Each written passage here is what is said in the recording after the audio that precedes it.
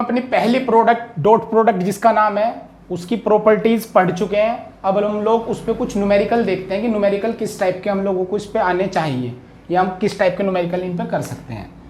तो सिंपल से न्यूमेरिकल लेते हैं। एग्जांपल मान लीजिए वेक्टर ए गिवन है आपको, मान लीजिए 2i + j + k और वेक्टर बी है आपका i - j + k और आपसे पूछ लिया गया कि बताइए a डॉट बी किसके इक्वल होगा।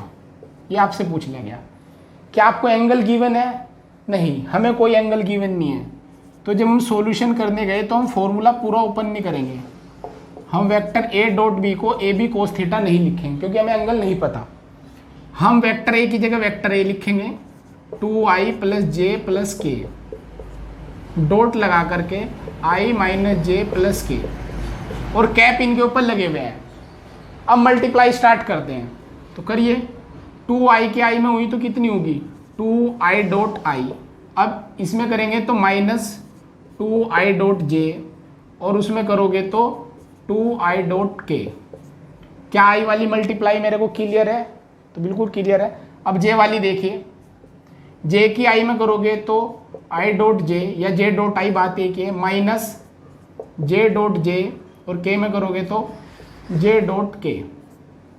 अब k की करिए i dot k - j dot k और k डॉट k प्लस का। अब आपको एक चीज पता है क्या, अभी अभी पढ़ के आए आप उसको कि i डॉट j हो या j डॉट k हो या k डॉट i हो, ये परपेंडिकुलर वेक्टर होने की वजह से ये जीरो हो जाती है प्रोडक्ट। जब ये जीरो हो जाएगी तो a डॉट b की क्या टर्म बनेगी? तो a डॉट बी हमारा किसके इक्वल होगा?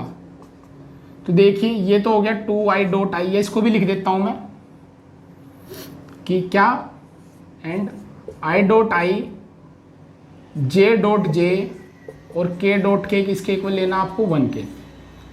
तो ये तो बन गया 2। क्या ये जीरो हो गया? ये जीरो हो गया, ये मैं यहीं पे लिख रहा। ये दो जीरो हो गए तो ये लिख दिया -0 + 0।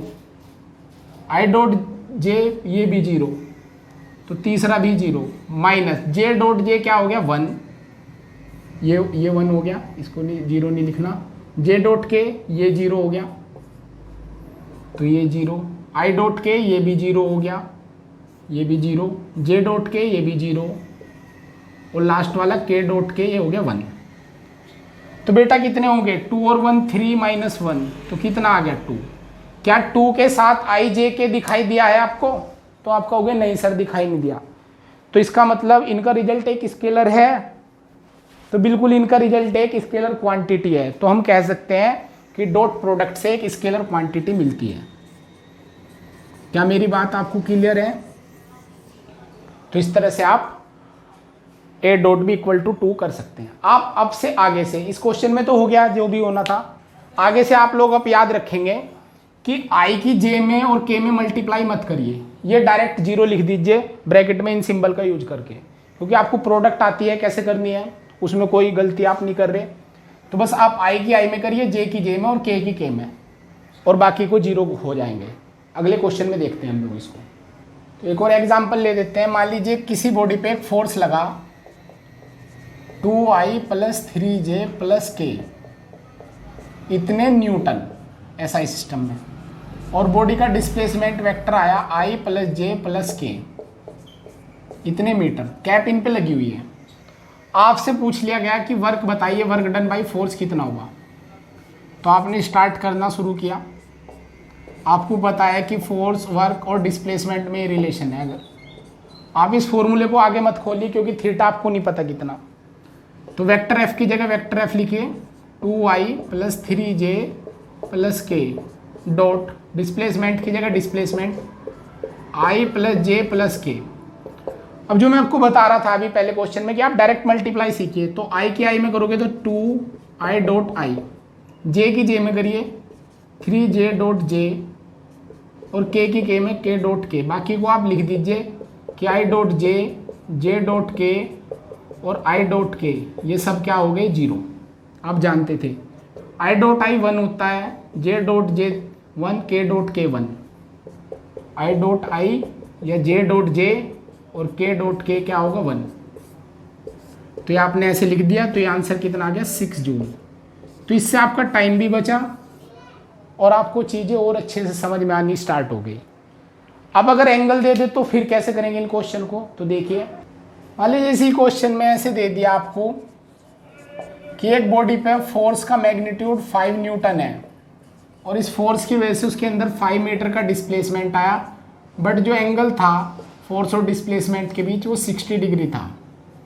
मतलब बॉडी ऐसे थी, ऐसे फोर्स लगा हुआ था और बॉडी ऐसे 5 मीटर चली, उसका ये कॉर्नर 5 मीटर यहाँ पे पहुँच गया, ये डिस्टेंस, ऐसे फोर्स लगा हुआ कांस्टेंट फोर्स।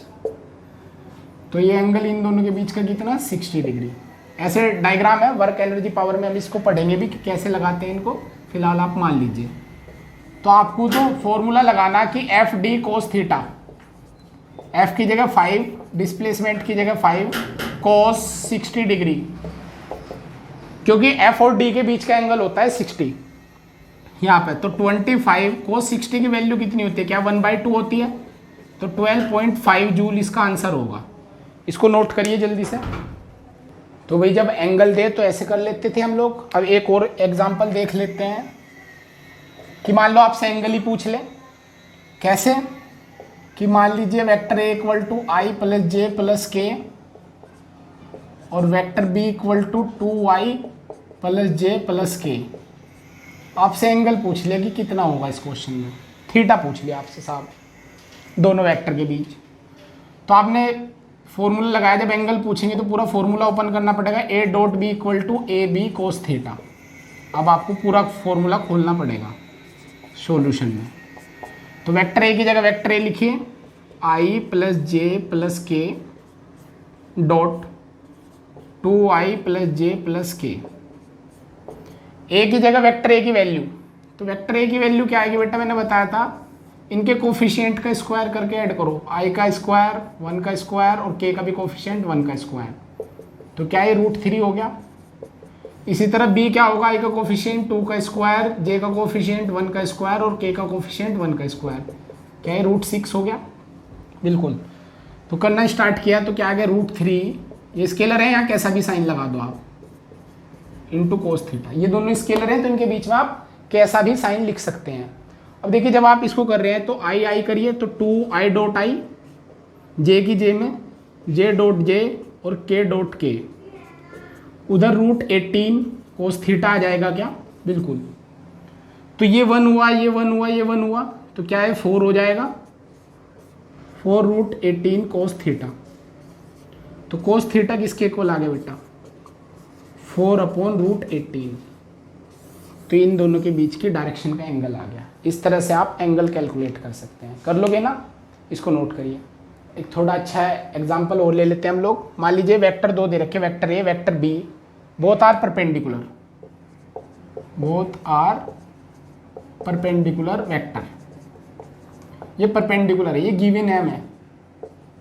तो हमसे पूछा गया अल्फा बताइए। ये इंपॉर्टेंट क्वेश्चन है, ये 2 बार तो 2002 और 2010 में तो ये एम्स में आ चुका और 2005 में ऑल इंडिया पीएमटी में आ चुका, जो आजकल नीट के नाम से है। तो आपसे अल्फा पूछ लिया, तो भाई हमें एक बात सीधी सी पता है कि थीटा का 90 हो तो क्या A dot B equal to, formula लिखते हैं ए बी कोस 90, क्या ये सारी कहानी 0 के इक्वल चलने वाली है, बिल्कुल एब्सोल्युटली ऐसा ही होने वाला है। तो वेक्टर ए की जगह लिख दीजिए बस आप 2i plus 3j plus 8k dot -4i plus 4j plus alpha के इक्वल टू 0। करिए मल्टीप्लाई, 4 की 2 में -8i डॉट आई, क्योंकि बाकी तो 0 हो जानी मल्टीप्लाई, 4 की 3 में तो 12j डॉट जे और 8 अल्फा के डॉट के इक्वल टू 0, बाकी सब 0 हो चुके। ये 1 ये 1 ये 1, तो -8 plus 12 plus 8 alpha equal to 0। तो ये कितना हो गया 4 प्लस 8 अल्फा इक्वल टू 0। तो क्या आ गया बच्चों, ये उधर जाके प्लस का था, उधर जाके माइनस का हो जाएगा, तो 8 अल्फा इक्वल टू -4, तो अल्फा इज इक्वल टू -4/8 जो कि -1/2 के इक्वल होगा। -1/2 समझ गए ना आप ये। तो इस तरह से आपके डॉट प्रोडक्ट के क्वेश्चन फिनिश हुए।